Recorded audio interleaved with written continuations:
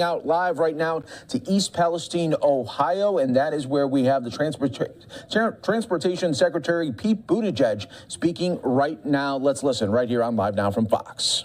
Clear about this. FRA and PHMSA are part of the U.S. Department of Transportation. NTSB is not. They're independent for very good reason. We respect their independence, but we also work with them to make sure that we're responding to their findings and that we're supporting their fact-finding work. I was also able to spend time with a number of federal personnel, including EPA, FEMA, and others who have been doing phenomenal work from day one in order to make sure that this community is supported. That includes, again, not just the presence that our department had from the early hours of this situation, but the presence of public health personnel, environmental personnel, and emergency management response personnel. Spent time with not just federal folks, but state leaders, including Ohio Emergency Management, local leaders from the county and from the community, council members, and the mayor. Had a good conversation with the mayor, who is clearly very focused on supporting this community and helping the community move forward. As well as other village staff, including the village manager, waterworks leader, and the fire chief.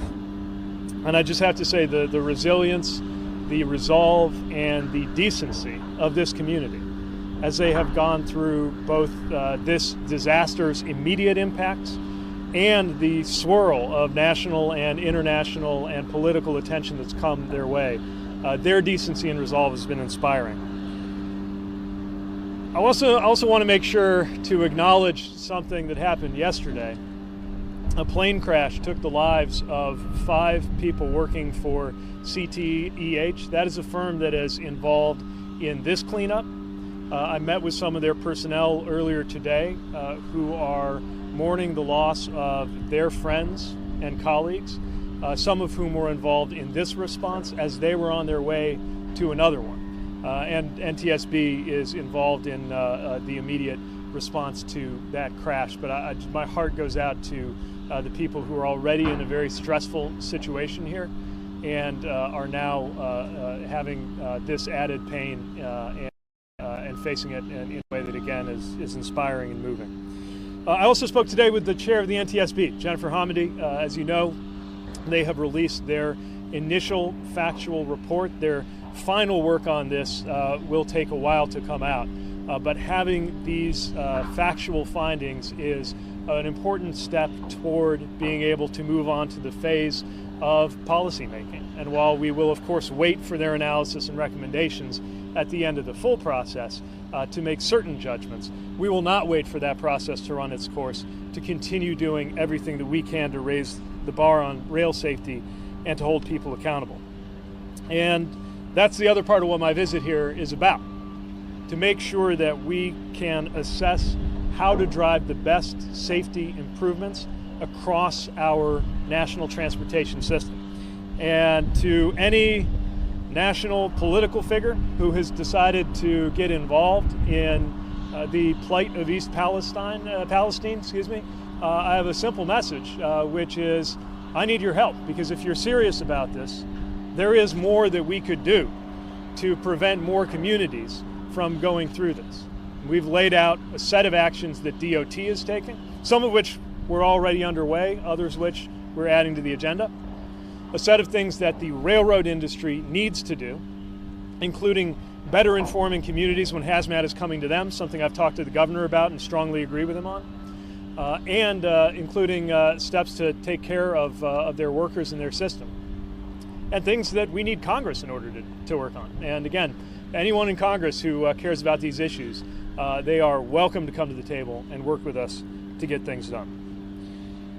So anybody who is interested in that, I'm going to hold them to that. But we're also holding ourselves to the highest standard in terms of the work that we're doing and the work that we're going to continue to do to both respond to this incident and to make sure that we make rail safer for everyone who lives in a community that is close to rail lines and anybody who is involved in freight rail at all. With that, happy to take a few questions. There's a lot of trauma in this community, a lot of emotion, and as you noted, a lot of politics too.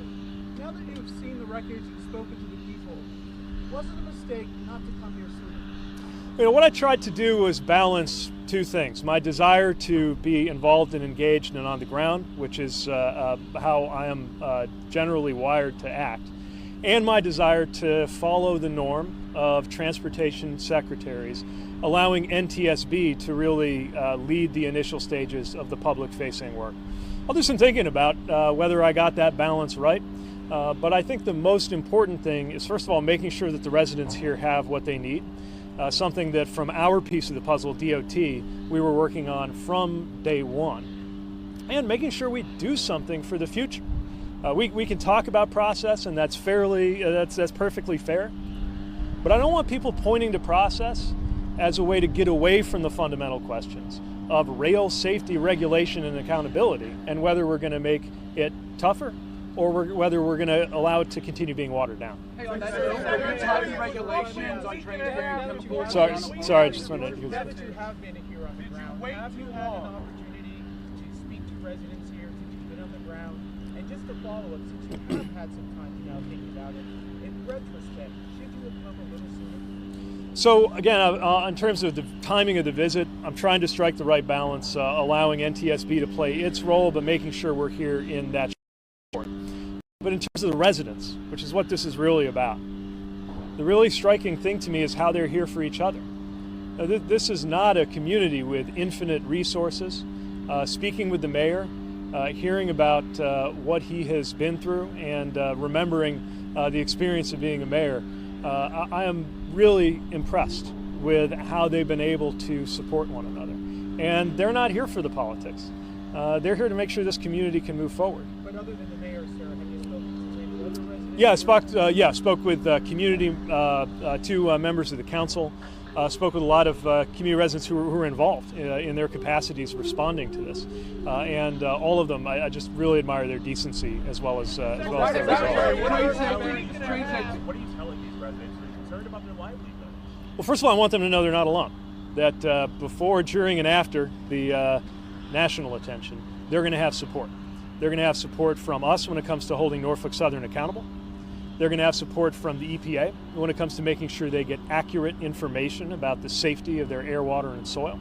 And I think they can have support, they ought to have support from a whole country that has seen what they've been through, above and beyond the realities. The point is to make sure that they're taken care of for the long run. Tighten regulations so that trains that are carrying chemicals like vinyl chloride will have to be registered as high hazard flammable trains. I think that is something that we need to look at. Look, let me be clear about one thing though. These trains were regulated as hazardous material, but they were not in that higher category called high hazard flammable train. That's a category that was created mainly with crude oil in mind, and it was largely a response to the derailment that killed 47 people in Canada in the early part of the last decade. I understand why there's something particularly dangerous about certain kinds of flammable liquid like crude oil, but I think just at a common sense level, you ask yourself, if there's a category called high hazard flammable train, and this train that led to that toxic cloud and that consequence for this community wasn't in it, what's going on there? And so it's one of many things that we're looking at with the authorities we have, but also want to work with Congress on. And also, you know, that 2015 rule that's getting a lot of attention around ECP brakes wouldn't have applied to a non-high hazard flammable train. But I think we got to ask, what other trains should that have applied to in the first place?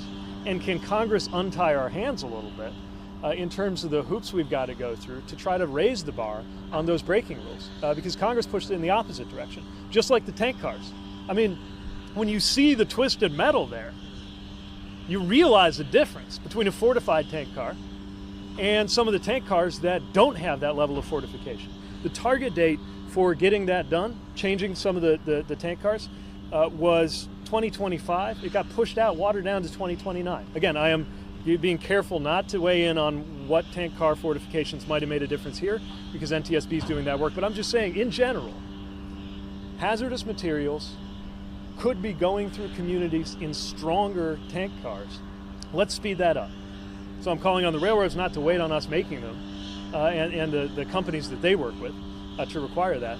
but also Congress could help push that date back up. A week and a half before you sent your first tweet expressing concern for the residents of East Palestine, a week and a half after the accident happened, in hindsight, was that waiting too long to express anything hours after you had addressed the makeup of work crews on highway construction projects just that very day? The answer to your question is yes. I felt strongly about this and could have expressed that sooner.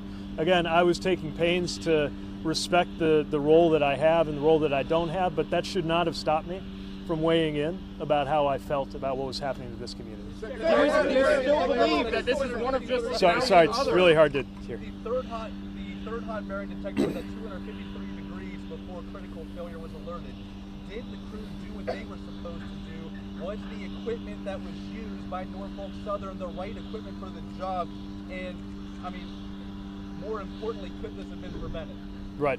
So part of that I really have to let NTSB speak to. And by the way, I think they have an availability at 1 o'clock where they'll go into more detail. But what I will say is those hot box detectors represent an example of a piece of safety equipment that right now is not required by regulation. And so there are differences from railroad to railroad, from company to company, in terms of how they're used. I think that's another example of something that needs to be looked at to try to prevent things like this from happening again. Secretary, you mentioned common sense steps the other day. Yeah. This morning I heard you talking with the officials down at the train derailment site, and they mentioned that the placards that said high hazardous materials were plastic and burned right away. For future responses to things like this and first responders acting quickly, they don't know what's in those train cars. You mentioned common sense earlier. What moves forward, and what did you learn that you could implement going forward? That's right. That's one of the reasons I'm glad I was able to see this site directly. The moment you see the twisted metal of those tank cars, you understand how a placard indicating the hazardous material on board will not survive for more than a second in the kind of heat that this site created. It's one of the reasons why we called for railroad companies to proactively share more information on the hazardous materials on their trains moving through communities. That goes through a piece called Ask Rail. I think we need to raise the bar on what's expected and on what's required. But I think the railroad industry should be doing more out of the gate. Let me mention one other thing. We fund first responders. Matter of fact, through some of our programming, about 4,000 first responders in Ohio alone have been through the training on hazardous material. I think another thing we can do is continue to increase access so that we know they have access to that Ask Rail app and the funding they need and the training they need, as well as pushing the railroad companies to use it and proactively feed their information out there. What federal resources can the residents of East Palestine in this area of Ohio expect going forward? I know it's not necessarily the transportation, but have federal resources Yeah. So first of all, my colleague Michael Regan has made it very clear that Norfolk Southern will pay for this remediation. And the federal administration will be here to hold them accountable for that and make sure that they are making this community whole. Other federal resources include the presence of emergency management personnel, public health personnel. Let me mention one other thing that I saw state public health personnel doing in concert with the county and local leaders, which is making sure that they address the mental as well as the physical health effects of this. Because obviously you've got a community that has been through something that even as the air clears, even if the soil and water and air are continuing to be tested and shown to be clean, that's still going to affect their health in a different way. And I applaud everybody who is paying attention to that side. Sorry, there's a follow-up I just want to... When it comes to having Norfolk Southern be responsible for the remediation, what are the challenges? Obviously you mentioned there's the immediate help that is needed. Yeah. But as problems reveal themselves throughout the years, throughout the decades of this contamination, how do you make sure that you actually keep them accountable? Well, that's just why we need to. That's a great example of why we need to make sure we have the full hand when it comes to dealing with these railroad companies. And to me, it's both specific to this location, which is that as long as Norfolk Southern is running trains on this track, and as long as anybody is feeling the impacts of this disaster, Norfolk Southern has to be there. Not just this year, not just when all the press are here, but every single day. But also, Norfolk Southern and the other freight rail companies need to stop fighting us every time we try to do a regulation in order to hold them accountable and their other railroad companies accountable for their safety record. And what we've seen is industry goes to Washington and they get their way. They got their way on the ECP rule. They got their way on a Christmas tree of regulatory changes that the last administration made on its way out the door in December of 2020. I think they're getting their way on the fines being too low.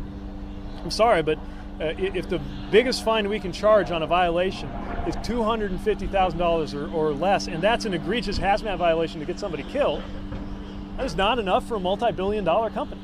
So what do you do about all that, sir? Well, we're acting on it with the authorities we have and calling on members of Congress to act on it with the authorities they have, and the railroads not to wait on us to require them to do the right thing on their own.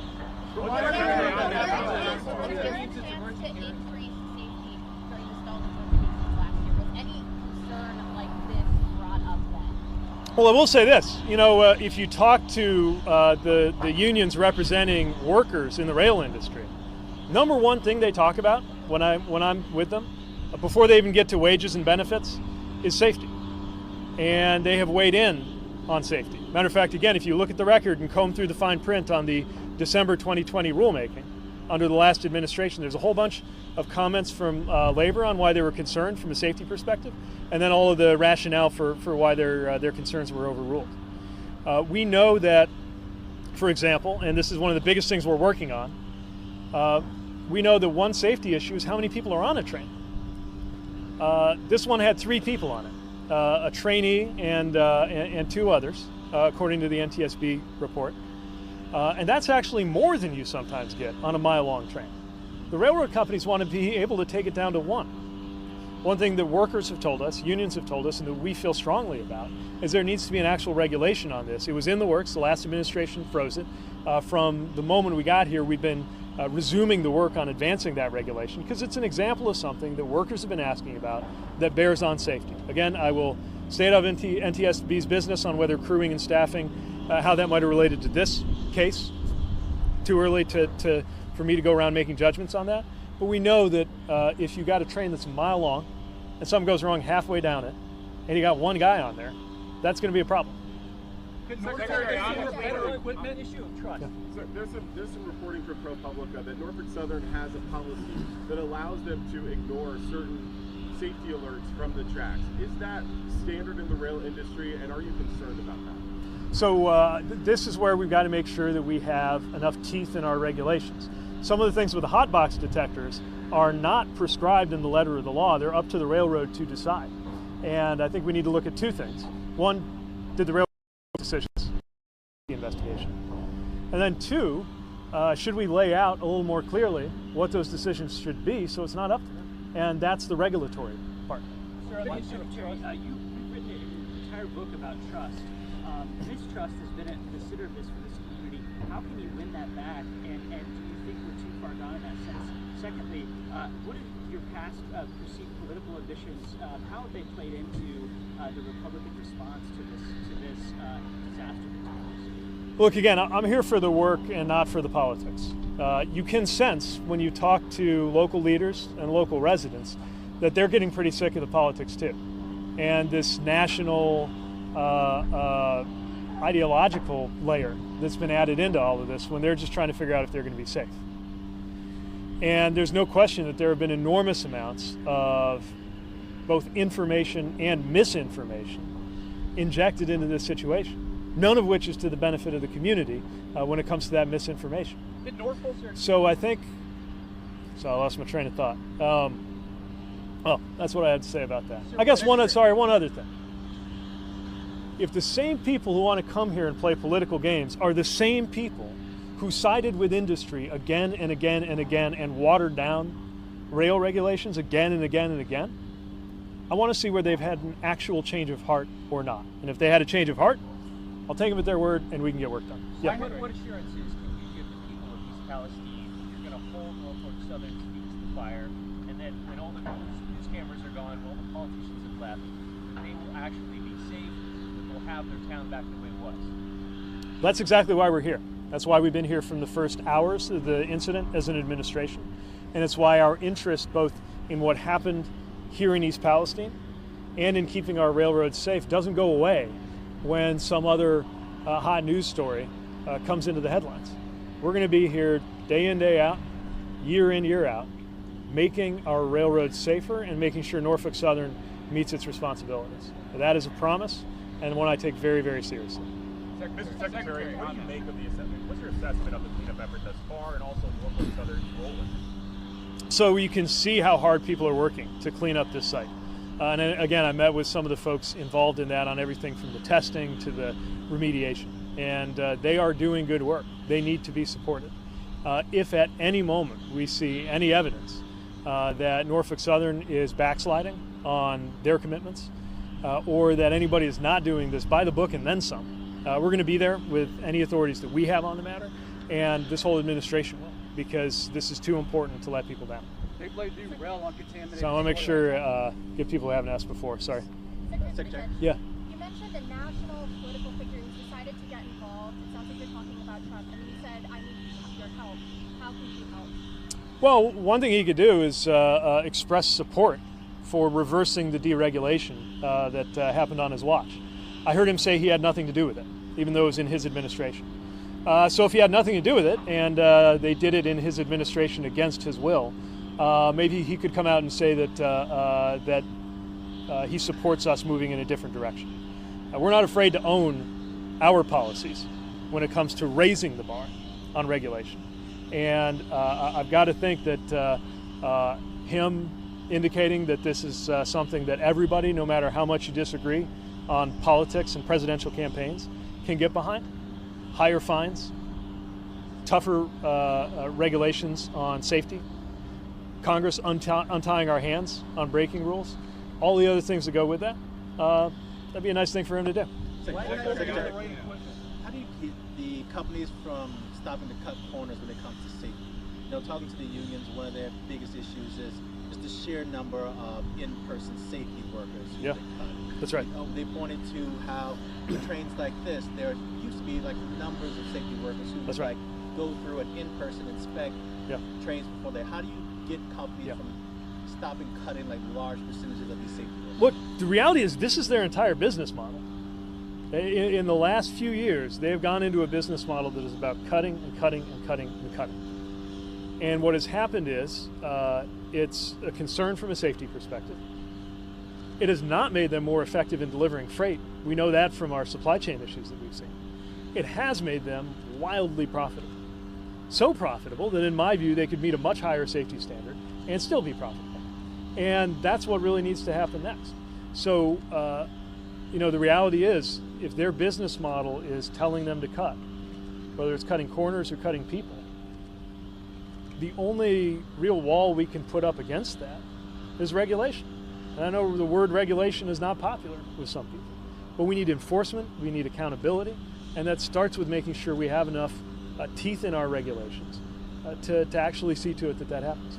You've been Transportation Secretary for 2 years now. How long can you Going continue off of blaming that, the we Trump covered a train administration? derailment in Jefferson County, the county south of here, back in November. Yeah. It was only carrying trash when it took Norfolk Southern a month to clean that up. What will you and the department you oversee do to continue to make sure this cleanup is done properly, but in that quicker process here to get everything back to normal?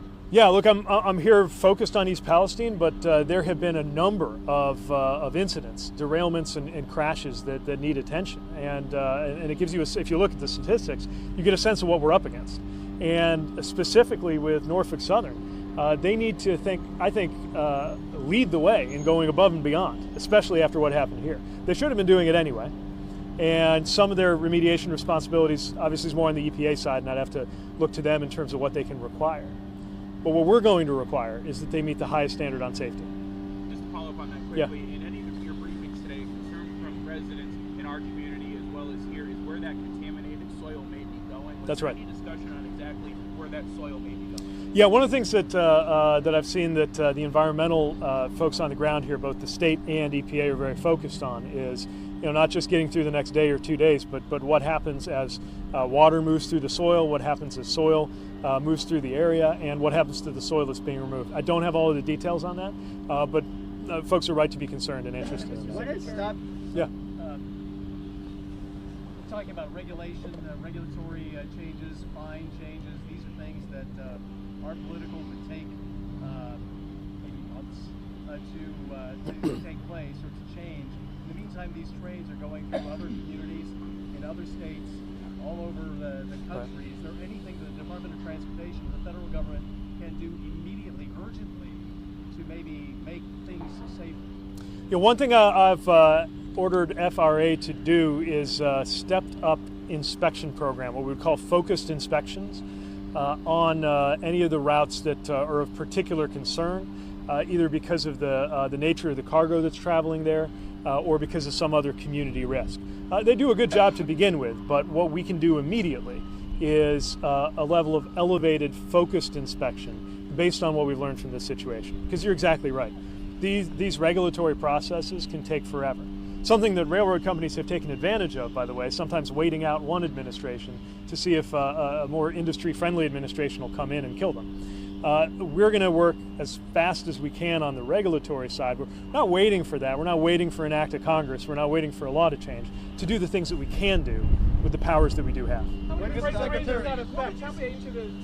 some of the residents here who feel as though they're worried about what happens 5 years from now, 10 years from now? They see folks like you coming down here, giving speeches, but the concern is who will be here to watch out for them in the long term?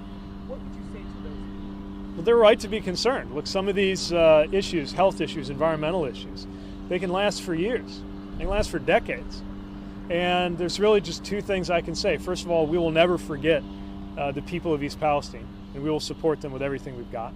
But second, the best way to deal with an ecological disaster is to stop it from happening in the first place. And that's a big part of where my department comes in. And we take that very seriously. It's why we've laid out all those sets of things we're doing, things we want Congress to do, things we expect the railroads to do about that. Mr. Secretary, rail on contaminated soil. Is there a plan for the soil that's underneath the rail where the trains are running right now? Probably better to direct you to EPA for the details on that. But what I will say is my understanding is what you have here is what was needed in order to restore the supply chain and get things moving, but is not the long-term solution in terms of that. And obviously the contamination of the soil will be an issue there. Mr. Secretary, said there are better cars to transport these hazardous materials, and even talked about some of these being phased out soon. Did Norfolk Southern, did they own these cars? Could they have had better transport vehicles to carry these? Well, certainly I would urge Norfolk Southern and any other railroad to radically accelerate the adoption of these tank cars. It is a little complex. Often the tank cars are owned not by the railroad but by the chemical company. But the railroad can require that of the chemical company. And we're looking into what we can require of the chemical company sooner now that Congress kind of watered down the adoption date. So I guess what I'm saying is a both and, right? I think the railroad ought to require this right now, but we're going to make sure we require it on the legal side too. And do you believe that they used the best equipment that they could have used to haul these chemicals? I won't weigh in on that until the NTSB has done their work. I think there's more analysis to be done there. Secretary, talk about what stopped the DOT from, in the 2 years that you've been in office, from revisiting the ECP rule, or for that matter, redefining what constitutes a high hazard flammable terrain? Well, the top priority we've had on the regulatory side has been this staffing rule. We can't do everything all at once and realize that we would have to sequence the kinds of regulatory actions we take. And the one we were hearing the most about, especially from workers in the railroad industry, is this two-person crew rule. The other thing that makes it hard on the ECP rule is that Congress, remember, it didn't just get killed with a clean shot, so to speak. Congress basically moved the goalposts on the benefit cost analysis to make it very difficult to keep this rule on the books. And then the last administration went ahead and took it down. So I am asking my staff to conduct a stepped-up analysis on anything we may have missed, any angle that we weren't looking at, or anything that, for example, in a benefit cost analysis, might actually change now that we have the data, some of the data from this incident, that would empower us. But look, the cleaner way to do that would be for Congress to untie our hands, so that we didn't have to go through all those hoops to begin with. I mean, a lot of people say... Sorry, I want to make sure we get some... on the train, including a trainee. There are three crew members on the train, including a trainee. Is there any way that can be safe? So again, NTSB should speak to some of what happened in particular in terms of the folks on board. But this is why I'm so frustrated that it's taken so much of our energy and political capital just to hold the line on there being two. I mean, the railroad industry wants to be able to have one person on trains that could be a mile long or longer. One. And there was movement to do something about that. Last administration froze it. Before this incident, and now we're still doing it, trying to bring that back. So how big a problem is this crew staffing issue? I think it's a real issue. And again, especially given the overall business model we've seen from the railroads, which is to cut and cut and cut, including cutting safety jobs, cutting maintenance jobs. The jobs on board are a little more tightly regulated, but if they could, I'm worried that they would. All right, Secretary, I'm going to jump in. You guys only have about another minute. I want to get to somebody who hasn't asked a question yet. Anyone who has not asked a question. You're in the back of the green, please. So how does this recover and help the federal government or help them do that when no one wants to come here now that there's been an environmental disaster, all of that there's all of these big funding issues. What's going to happen with this down the people that live right along the tracks? So this is a community that, first of all, it's a community full of good people who did nothing wrong. No one in this community asked to be in this situation. And they deserve not just the full force of the federal administration and the state government being there for them, not just Norfolk Southern doing the right thing and paying for the cleanup. They deserve a different level of support, a human level of support.